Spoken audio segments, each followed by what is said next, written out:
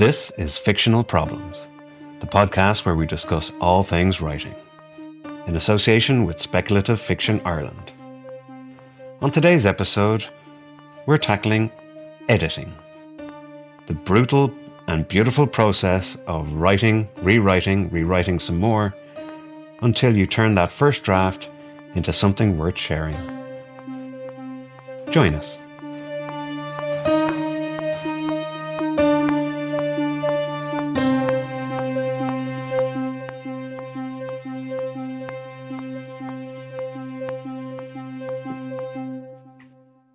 And welcome back to Fictional Problems, the podcast where we discuss all things writing with myself, Gary J. Martin, and myself, Eivor McNell.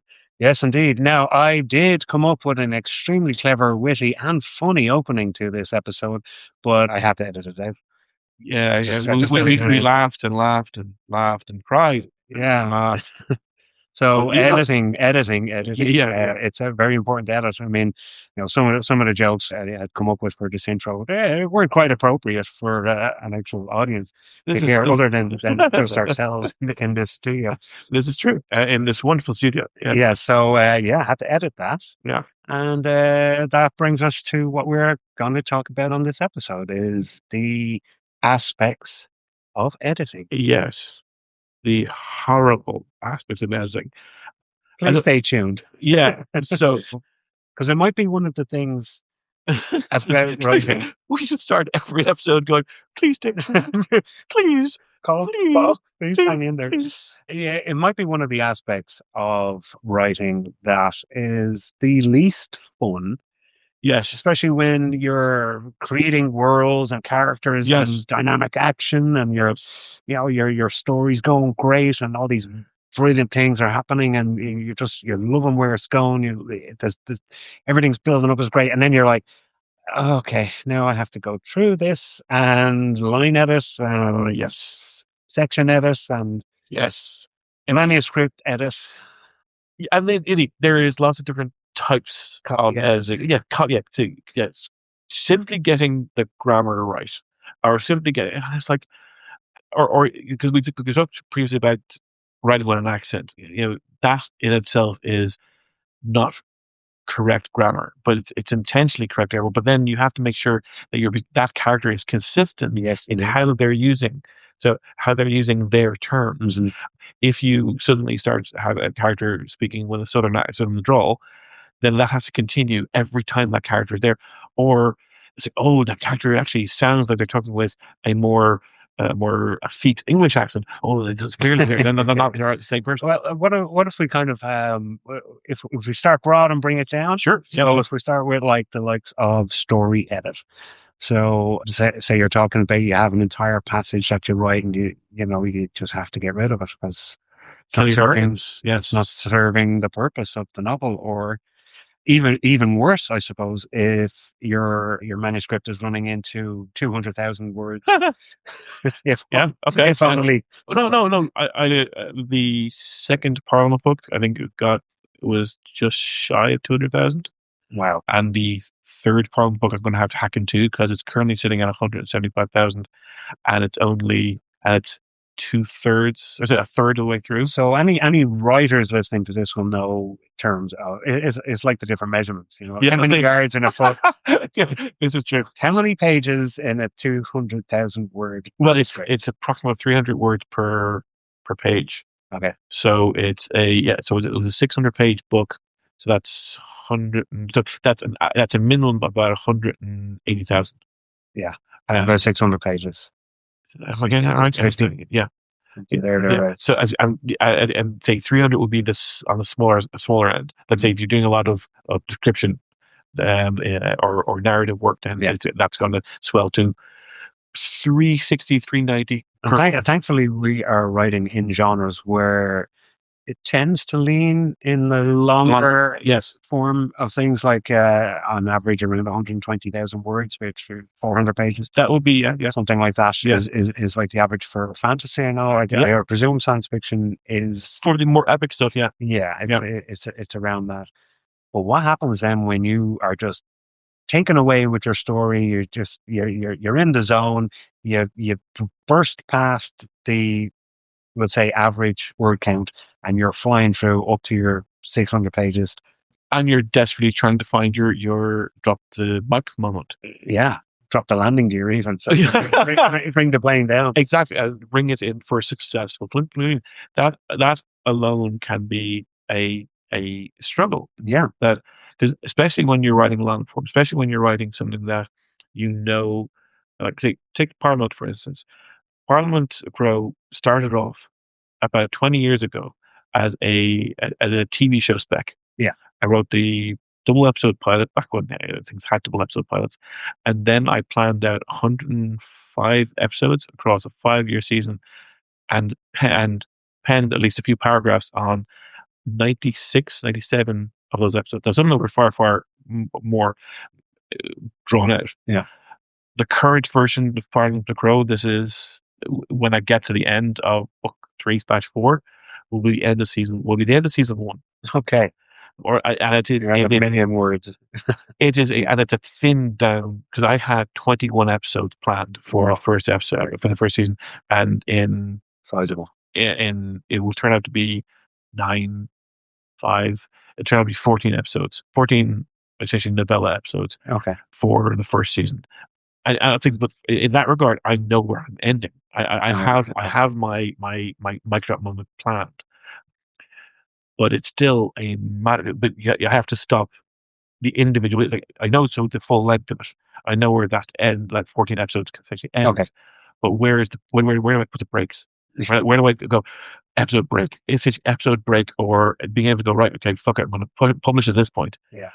And go, right, get something out so at least the readers can see the next installment. So story editing comes in where you are trying to, I suppose, parcel it. Yes. Into bite-sized pieces, not bite-sized pieces. Yeah, and 100,000 word pieces. Yeah, so that it is, and that each book functions on its own. Yeah. So it's a series of standalone. Well, no, that each of the characters has got a start, middle, and end. There is a path for all of them. That obviously not necessarily, because you don't necessarily need character development in each character. You can have character reveal, as in the character was always this person, and in this book it revealed that person, or they're just the stalwart, the always the same, the reliable, and then you want to use that person. You're going to break up that person in the following book, so there's a all those different trends of what you're introducing, what you introduced previously, and what you're using of that introduction in this one, and then what you want to leave for the next one. Like, say, I'll use Babylon 5 as a reference because I use Babylon 5 as a yeah, I think you're a fan of Babylon 5. I've been rewatching it again. It's my yearly rewatch. And like, say, the 14th episode of that has, for the first season, has Babylon Squared, where they introduced the idea of the fourth Babylon station, the previous one. That isn't resolved. Babylon 4. That isn't resolved until the 15th and 16th episodes of season 3, 2 years later. Okay. And this is back when they had 21 episode runs, 22 episode runs, should I say. So that was something that was introduced, say, in book 1, wasn't used in book 2, and then was resolved in book 3. Yeah, okay. So you have that does happen. Oh, and series a lot. Yes, but the idea that you're holding on to stuff that will be revealed later. That so then you have in book 2 things that will be introduced, and then some of them that would paid off in book 3, and some of them would paid off in book 4. So you end up having this weird biorhythm thing of things being introduced, rising up, they're crescendo, and then they're falling off. And then other things are just, I'm just going to leave it up there. Exactly. I'm going to leave it hanging. And occasionally a character will make a reference of, where is that person? Where is that person? Should that person be here? Yeah, exactly. So from a especially when writing kind of such a long form stuff, that like with Quantum Anti, I know where it's going. I know the ending for Quantum Anti. In fact, I've already started mapping out essentially the European story of Quantum Anti. Okay. Which happens like 50, 80 years after the end. I know where Parliament ends. And hopefully it won't be like a season 3, say, Sons of Anarchy, where they go to Ireland. Oh yeah, And all the wheels, the troubles. Yeah. all the wheels come off. Like, Yeah, hopefully not. inside the European stuff. Yeah, and how Belfast always looks strange. It looks like Northern California. Yeah. So from a storytelling point of view, I think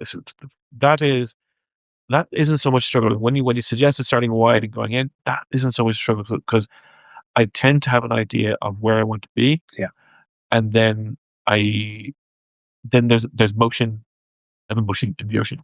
There is changes that happen on that path, but ultimately, I then bring it back down to that one point because that is my goal. Yeah. Well, I know certainly with Night at Elgara, I mean, I was writing it for quite a while, and it was all, it was learning the skill. It was kind of seeing what works, seeing what doesn't work. But in the process of learning how to write, that way, and learning how to write long form novel, I tended to overwrite quite a lot. And if there was I know for a fact, I think the manuscript as edited was in and around 130,000, maybe slightly under that, maybe 127. I think when it was submitted, it was around 165,000, maybe 170. That's a lot of left on the floor. Yeah, but perfectly left. Oh yes. Yes. Yeah. Was like the editor did an excellent job in trimming the fat, but there was a lot that I had put on it. There was a lot of not padding at the time and writing it. It was a case of, well, this bit's necessary, and I could go really deep into the backstory of this insignificant character that plays no part in the rest. It was just. As I was writing it, it was a case of, okay, we'll explore this area, we'll go down this rabbit hole, we'll do this, and it just was adding and adding and adding to the word count unnecessarily. Like there was, I think, an entire battle that had no relevance to the wider plot. It was just like an offshoot thing that was happening, and then there was all kinds of like flashbacks that I had, this kind of thing, and it was so. It needed to go. Right. It absolutely needed to go. And that's, I suppose, the value of such a good editor. Right. Okay. Yeah. So I guess that editing process is we're getting deeper. Yeah. So we're moving away from just so once you've got the story done, once you actually have got the manuscript done, which is an incredibly important point. Like I think that's one thing that I agree with. There's numerous, like I tend to read writing advice and try and think of every way to break it. That doesn't. I think it was Elmore Leonard. I think his first piece of writing advice is never open with the weather, and because in his mind you don't want to remind people of basically a boring thing. Yeah. But if you're writing about the greatest storm ever, and saying it was calm outside, you're setting it up, so I like breaking the rule, or like taking those rules and bringing the one rule that I think is that's storycraft as well. That's like foreshadowing. Absolutely, like, yes. But the dichotomy of what will happen. Yeah, but it's defying that rule. Yeah, one rule that I think or one advisory that I think is universally good is finish. Mm-hmm. Get to the end, right? Finish, right? End, right? Get to the end, even if you don't have your mic drop mode. Actually finish. Go, right, I'm done. Put it in a drawer and then come back to it. Yeah. Bring it home. Bring it down. Yeah, I'm just right. I don't have the mic drop yet, but that mic drop could be in the drive home, in the shower. It'll come to you once you have sex down. I would be slightly different in the fact that I tend to edit as I go. So my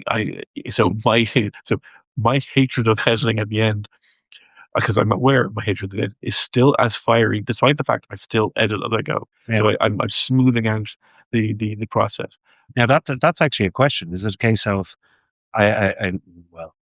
schools of thought, for example, can be write the draft, like I say, put it in a drawer, come back to it, go again. So a draft is essentially an edit. Yes. Yeah. Each draft is an edit. Yes. So you just get to the end, and then you go, okay, well, now I start again. with editing in mind and story, and kind of, I have more of a grounding to attack and develop different things. And then there's draft 2, and okay, that's done. Right. And that's the school of thought. You just do draft 1. At some point you do draft 2. Some point you do draft 3, 4, 5, 6, 11, 12, 13, whatever it takes. But that's when that's someone who either is self-hating or loves editing. That they're in love with their darlings and they want to revisit them. Mm-hmm. But an important part of editing is killing your darlings, is taking things that and just annexing them out of the script. I can only imagine, like, the old saying about root and branch. Root and branch remove. But the idea of you see a movie and you think that could have lost half an hour. And actually listening to people and saying what that half an hour should be is often tells you what kind of person they are. Like, I didn't like the bit where the father and the son were having the charter. You mean the central part of the story? We didn't need a third battle scene, but you wanted to remove the heart of it. You wanted 2 more car chases? Oh yeah. No, but it's interesting you say you write as you go, because I read it as I go. I write as I go. You write as you go, as you edit. But I would say I would follow that practice as well. So, I mean, it's been quite often the case of I write a chapter, and before I even think of writing the second chapter, or, well, we'll say a few chapters. Yeah. Get to a certain point, maybe even up to chapter 5, and then I go, okay, I'm putting it on hold, redo 1 to 5, and then that'll inspire me 6, 7. Yeah, exactly. And I'm like, okay, back to 1, 2, 3, 4, 5, 6, and you're kind of it's this mind as well to edit and write. Yeah, and that is, I think, that a more positive way, because you're using the editing process as a fuel, to get you through the next one. And then also, especially with me, because I jump from story to story, that oftentimes I will go back and I will read what I've written and I go, ooh, that's what I was doing, and I'll launch in and I'll stop writing that, or after that chapter, or even halfway through a chapter, and then now I remember where I'm doing. So definitely always finish on a full stop, though. Instead actually, that's because I would agree. But I've heard other writing advice that in order to get you back into writing, say even just from finishing at night to picking up the next day, that you leave a sentence half finished. And I could not sleep. I could not sleep if it was half finished. I'm going to remember what you were feeling and thinking and wanting to write. Okay. But this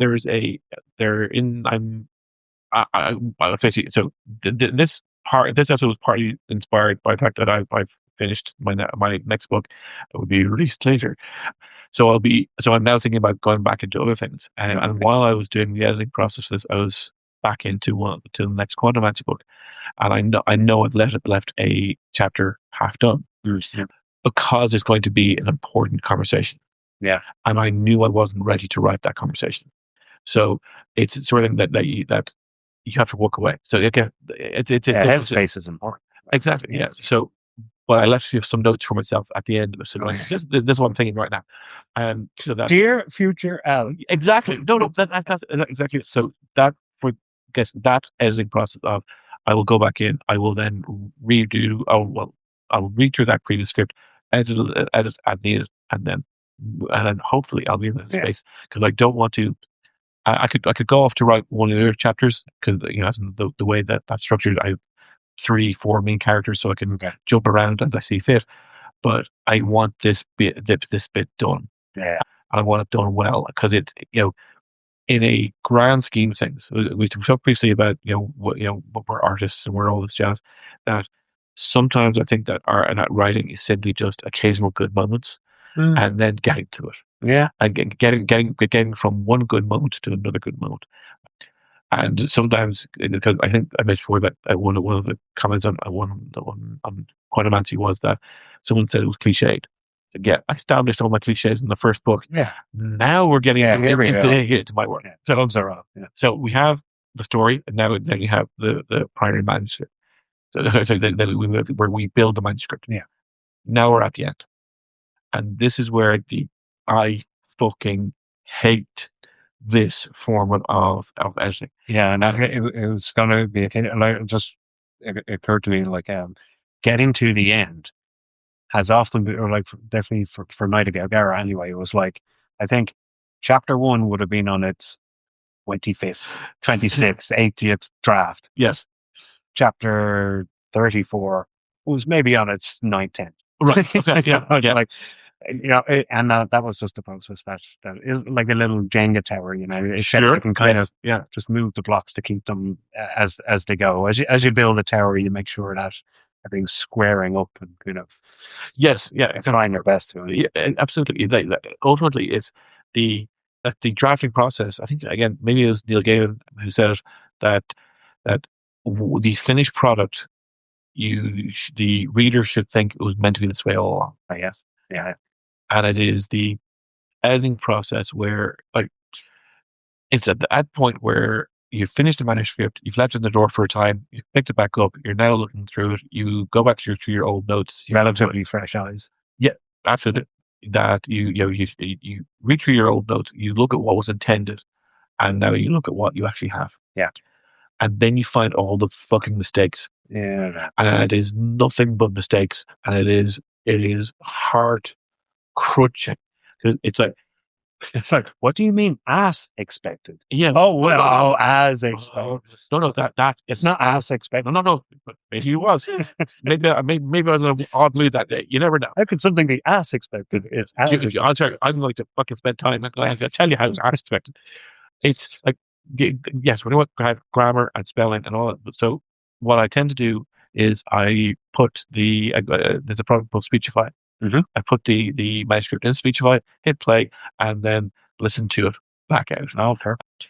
And one of the those do is I also listen to basically audiobooks, as I'll convert a text into an audiobook via this. So I'll be listening to the same voice, same artificial voice for both someone else's work and my own, so that I'm kind of, it's a little help that rather than it being a distinctive voice for my work and someone else's, it's just, I try to not listen. It's just, it's horrible to listen back to your own words. I can't take it. It's always been the case that I just, whenever I is this why I edit the podcast?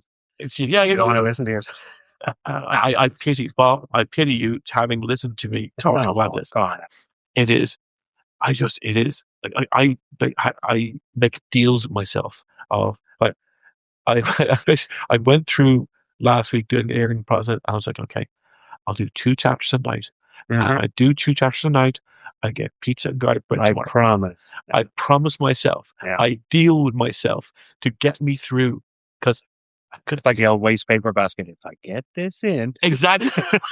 But the corollary to it is, shouldn't I be enjoying it? Yeah. And it's like, okay. Yes and no. There's parts where I enjoy. There's parts, as I was saying about the moments where there are certain lines where, or certain moments of that your story reaches a moment or a crescendo of just, that's what you wanted to say. Mm-hmm. Whether it's it's often not a battle. It's often not the grandeur that would be, say, special effects in a movie. Yeah, it's often the personal moments, and when you get that moment and you go, yeah, cool.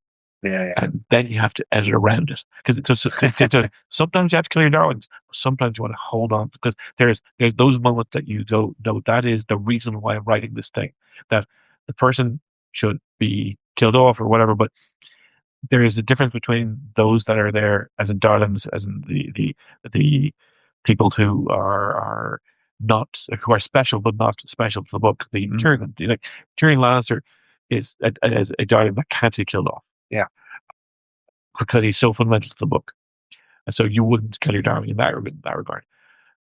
Those little moments. He's great though. Yeah, but those little moments in your own work where you go, yeah, and that is enough for me to go, okay, I'll go into third chapter tonight. It's in those conversations. It's in those, especially conversations with characters that they're going over certain plots, or they're going over certain interactions, or they're people who just like I'm thinking about one of the interactions where two people who clearly don't get on.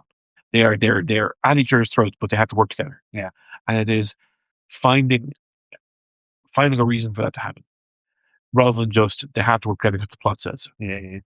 Then that there's something that we say that I've said and continuously say is it has to make sense.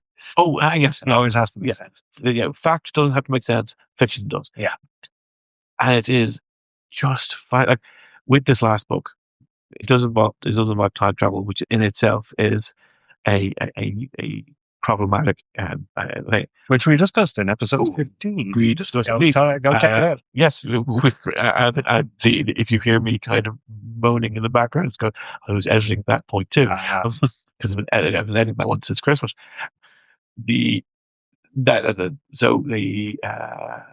Sorry, I just lost my train of thought. Oh no.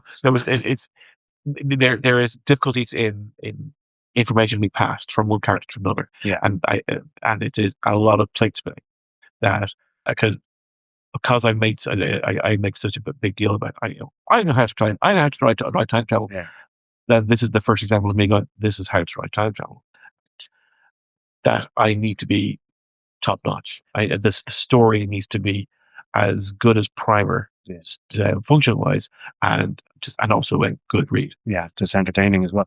Is it ever a case of do you ever paint yourself into a corner and then go, okay, I can get out of this by going back to chapter 1 and setting up something that makes this make sense now?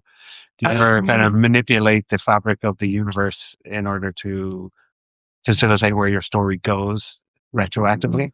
No. Plot wise, no. Character wise, yes. And for example, with this, I like there's one time travel incident in this thing which resets some stuff.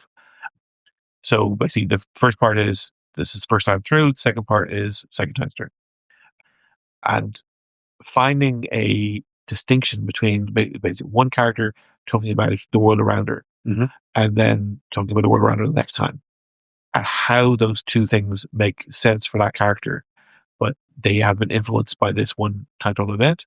Okay.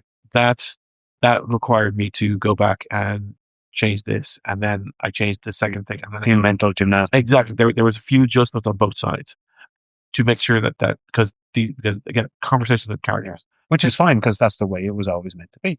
Yeah. As far as anything is concerned, exactly. The thing is, it is the final result. Yeah.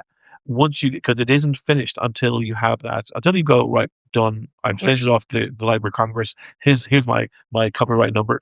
Until I spent that $65 on copywriting it, it's still It's still an open thing. Actually, it's magical because I did a thing. So I basically went right. I've written every book ever Fin. Fin. I wrote Fin, saved it, went done. Closed the Word document, and then I immediately opened back up, went to a chapter, changed a word, saved, closed it, and then I'm kind of shit, I forgot to do that. It was just I forgot something. It was just one word. I was like, fuck. I can't remember the word I changed, but I know I had to change one word, and it was only one word. It was just this. That is, it really, it doesn't harm my interest in writing, but it does pause it for a time. Like I finished this up a couple of days ago, and I haven't written anything since. And there's plenty of things that I could be writing. Yeah, taking a mental break though. Instead I actually logged on to work, and I've actually done work rather than writing work, and I've nice to catch up on stuff that I have to do. So I'm not giving my brain a rest, as I'm still doing. I'm one could say I'm a data scientist by trade. Not even a bit of distance from writing. It a bit of distance grants perspective. I think when you sure, that, and you just like you just take a step away, fill your time with whatever. It doesn't matter that it's work or nothing. It's just, but when you come back, then it's like, oh yeah, here we go again. Like this, kind of your enthusiasm that will kind of comes up a little bit. Oh, actually, no, you're right. I said like this week. Most weeks I would spend at least some time writing on this. Yesterday I was at a debate about the nature of evil. Today I'm doing this. Tomorrow I'm having pizza and garlic bread. Because you hit your chapter goals? because you fulfilled that deal. Because I deserve it. So that's a no. And no, I'm falling behind because reneged on your deal. I have reneged on my deal, but it was just I've got that done and I'm finished. So it's and everything is ready to go. I just have to spend an hour or two just putting it all together finally. I mean, no one, I don't think anyone gets into writing because of their love of grammar necessarily. Oh, sure, unless you're writing a book on grammar. Oh, sure, but you can love a turn of phrase. Sure, and that's and giving that to a character or grammar isn't the language. Sure, but necessary. You can find I find that in almost in a lyrical way or in a kind of poetic way. Like I like the old phrase, we campaign in poetry, we govern in prose. And that is two sides of like when I'm writing and I'm writing, I think well, when it's flowing out of you. Yeah, that's in my mind is that's poetry. And I think I've mentioned before that like if I have a regret is I don't play an instrument. And indeed I've talked before about writing songs for all the every chapter in Quantimancy is led by a song, and they all have song versions like that. Instead of pinball wizard, it's blackballed wizard. As they each of them take have a musical element to it. Indeed, this book I've just finished, the magic is referred to as keys. Okay. That when someone advances essentially from one level to another, they crescendo. That the main character is referred to as a virtuoso because has two keys that she can use at a high level rather than one high level and one low level. So there is so music is a key element of my process, even though I'm terrible singer and I can't play an instrument. It is my writing is lyrical, and indeed the editing process shows that up as being it's like a dull note or as a poem note. Yeah. That as I'm going through it. Because some chapters just they did flow. Like Guitar Hero when you're playing and you just hit the wrong button and the verb and you're like, yeah. Turn my writing into Guitar Hero. You know exactly how to cut things, man. No, I was thinking for myself. Of course, in which case, yes, I agree. No, but some of the chapters do flow. I'm sorry, or scenes of those chapters do flow nicely, and that's the moment we're going. Because as much as I hate the editing process. And I do hate it. I mean, have I mentioned how much I hate it? You would be an editor, right? I would never be a fucking editor. The fun of re-encountering those moments that just made sense is like I really hope that in the future I am able to go back and not see the issues.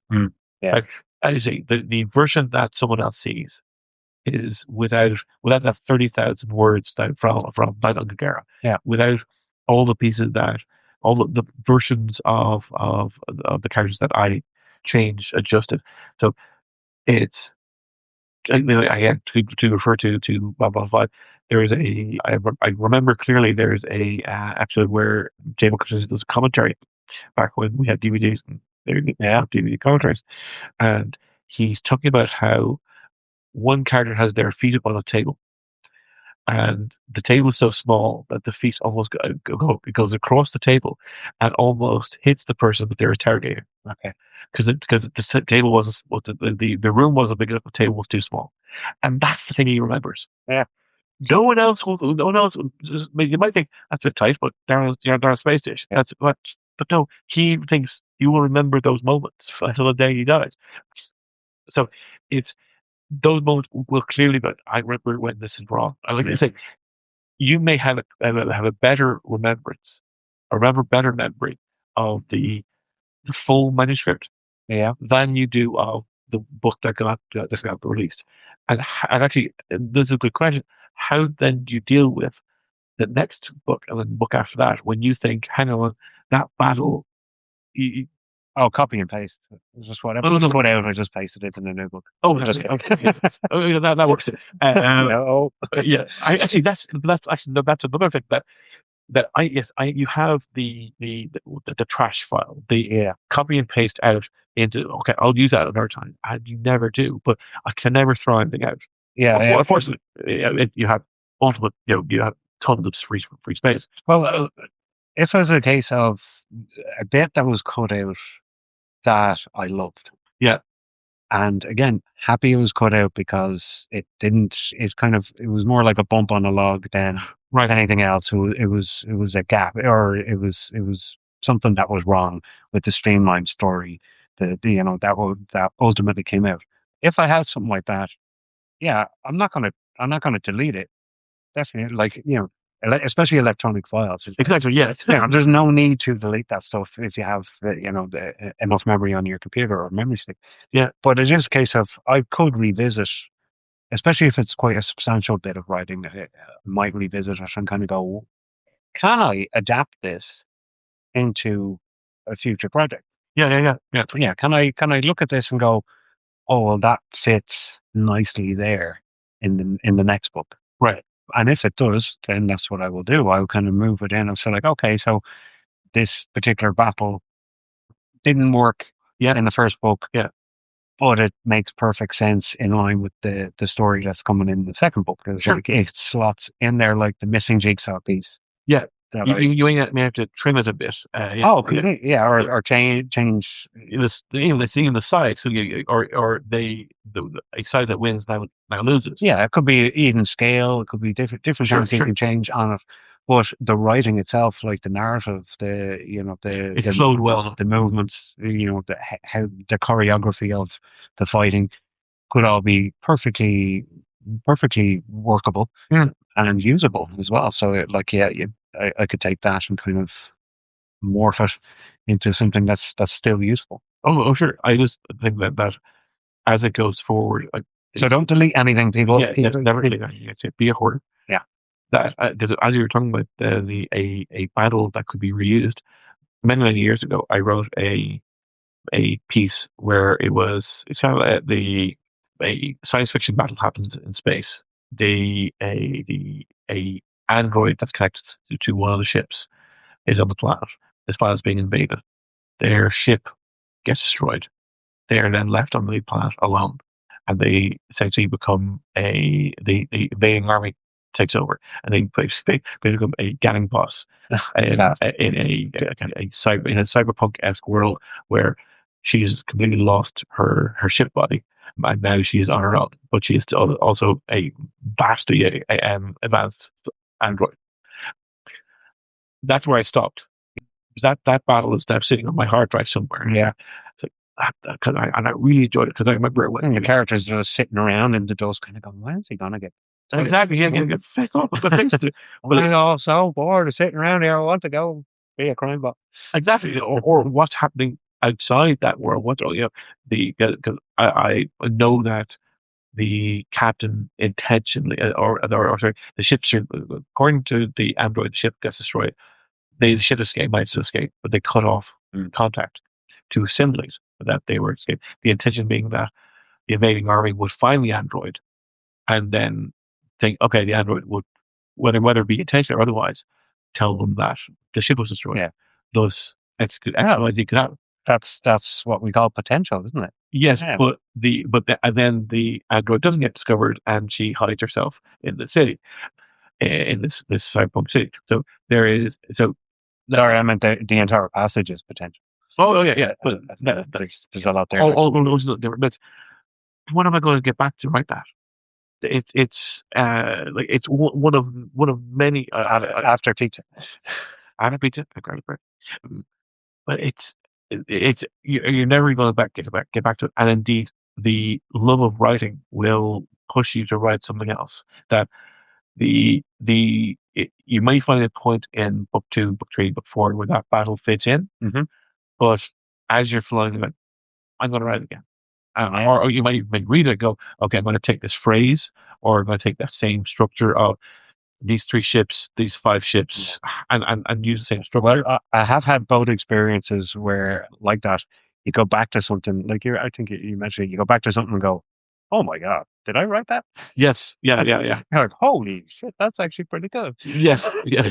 Was that, well, it must have been a good frame of mind. Yeah, absolutely. And equally, then you go back to something and go, oh, Yeah. no, this is not working. Yeah, but yes, but maybe if you're like me, that you say the good thing that wasn't me, the bad thing that definitely was me. Yeah, it kind of feels like I do that. Yeah, it's a case of when I'm surprised by something that just when I reread it, I'm like, oh, that's on tune there. Yes, it's just like a tune just those moments. Exactly. Yeah, and yeah, I go, that wasn't me. I don't. I don't remember the mind frame I was in when I wrote that. Or to get back to there, if I could find that moment, it's like cloning yourself and wanting, or what's the Severance where they completely separate their mental state from work and non-work, so you're not labored by or belabored by your work life. It's just you can be completely the writer person. Yeah. So yeah, yes, 100%. It's a lovely moment when it happens, and the positive. Yeah, but it is finding those moments often. And it isn't conversely as bad in the negative when you come on, because when you find those really nice spots that you reread, and you just go, that's brilliant. That is a massively positive thing. That's like, I can achieve that level. But when you find something that doesn't work necessarily, you're just like, okay, I can just scrap this and do it again. I find I don't tend to focus on the negative. I would I would be unfortunately more of the negative. I would say that while I do enjoy finding those moments both in the writing of it and in the rewriting of it, or say the rereading of it, I tend to be far more down on it. And I think that it goes back to the idea that we are looking for moments in a soup, or in there's the meat moment and there's the vegetable moments, and the vegetables get you to the meat. You enjoy certain phrases, you enjoy certain moments. Some of them can be the kind of the hero getting the one up, the reveal of something that you've been planning for a long time. Yeah. And that conversation I mentioned from Quadranazi, that is a reveal from that will ultimately sit halfway through one of the novels. You're going to be all around 200 pages in before you get that moment. So you'll have existed with these characters even further for all that. So you're talking about it being like I think clearly like a million words before you're getting to that point of having that reveal. And there is a sense of, well, quantity doesn't necessarily matter. There is and it should be more quality than quantity. There is a rewarding aspect, or so you want to reward, you want to give that reader who has been with you for this length of time, that when you get to your culmination moment, you want it to make sense. You want it to be, and if you feel that moment has delivered, then you're not delivering it for yourself. You're delivering it for, and we've done before the idea of building the perfect reader. Yeah.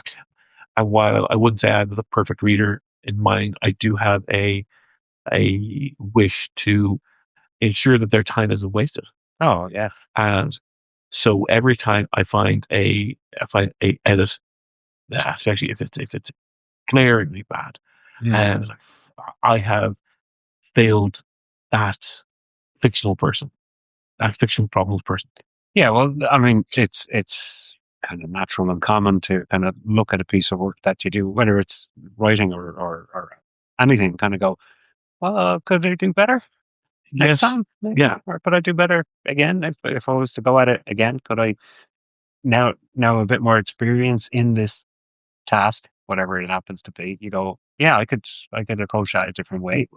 Like, whatever it happens to be, putting up a sheet. Oh no, I agree. It's a dangerous statement to make, perfection is always elusive and imperfect.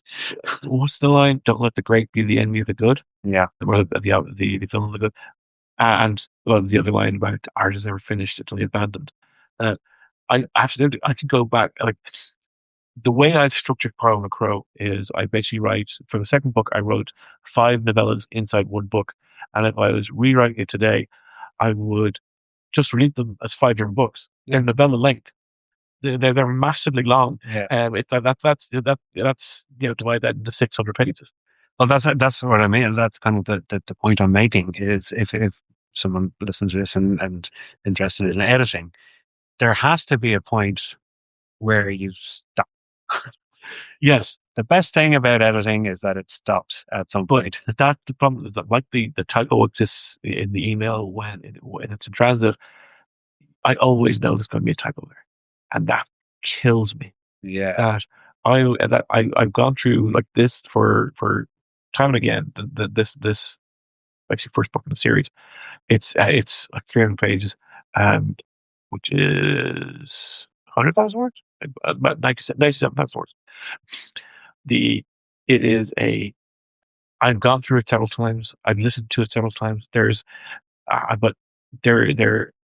I can't say that there isn't a there spelt wrong. Sure.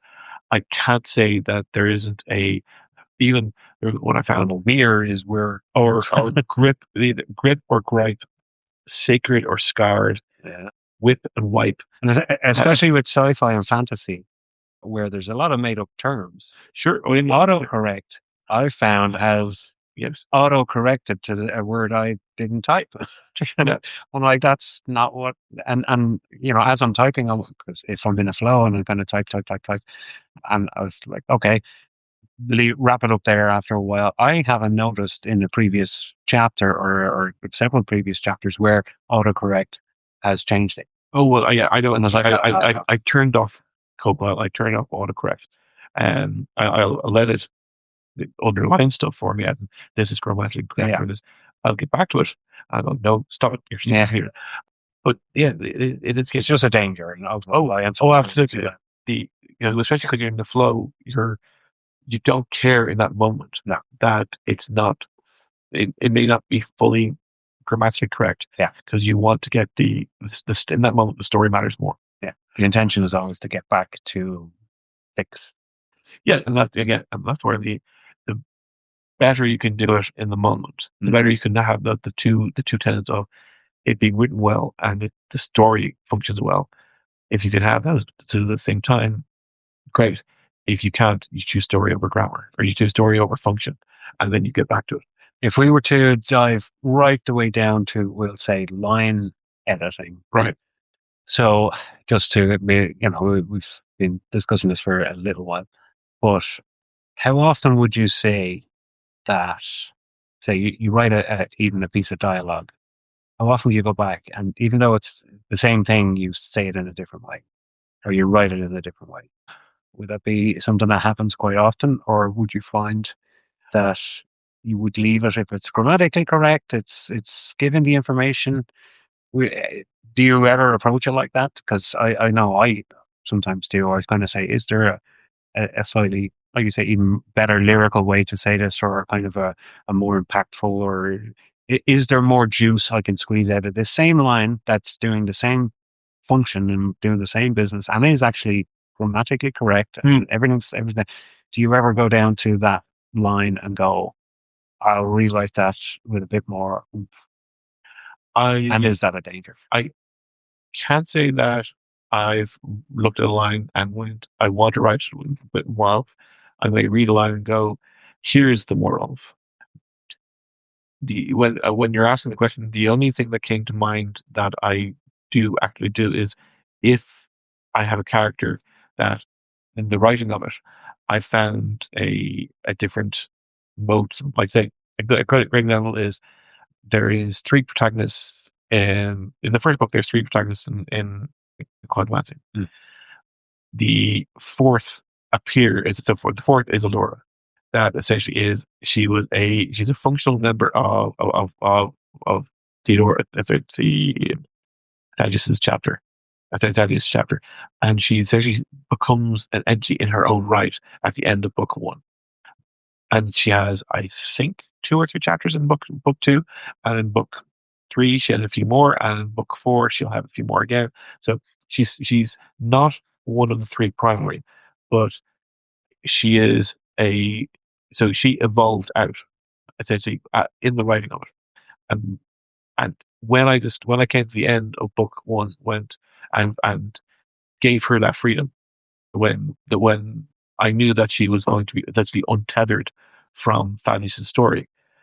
And I think admittedly her untethering was a function of Thaddeus' story, that I needed essentially that those two to be broken up, or is it not broken up in a romantic sense, as in 2 people in the separated in a physically separated location. They're physically separated. So if kids can't play together, we're gonna or they are playing together, but they have to be in different locations to complete different goals. Yeah. Then I went back and went through every line that they had together. Yeah. That, because they clearly hate one another. And the reference I was making before about characters that hate one another, where are these 2 characters? That in book 1, they have been together for 1,000 years and they fucking hate one another. But it's the kind of dull hate that comes from, we can't do anything about it. Yeah. I might snipe at you sometimes. But it really stuck together. Yeah. And it is finding the platonic love between these 2, that her essentially, and her release. I can't break the spell, but I can extend it, so you can go so far away from it, or so you can go so. Spoilers. She was bound. She couldn't. She was his familiar. Yeah. So and she couldn't go more than, I guess, 7 leagues away from him. But the one thing was he made the change that she couldn't, once she had her powers back, she couldn't go more than 7 leagues away from one of her I'm going to forget the word, her gaggle cats. Yeah. So she could teleport through her cats, and bring people with her. So it means that wherever her cats go, she can go. Her clouder, I think it's clouder, yeah. A clouder of cats. Is correct. So collective. So it became a function of book 2, book 3, and there is a line in book 3 talking about a set of wizards who hunt down and kill cats, because they are aware that that's how Thaddeus teleports. That they don't know it's her that's doing the teleporting, but it's how that he travels because of cats. Yeah. So they hunt down and kill cats. So just like killing the familiars of the devil. Yeah. That so when a cat hides, when a cat sneaks out, wherever they are, she can tell you, man. Yeah, but that exactly. And it so to your point, that it was finding finding and refining that relationship that happens in book 1 and book 2 primarily, because by book 3 they are it's a relationship that has it's as we were saying before, the idea of you don't have to have character development in every book. Yeah, every character doesn't have to develop.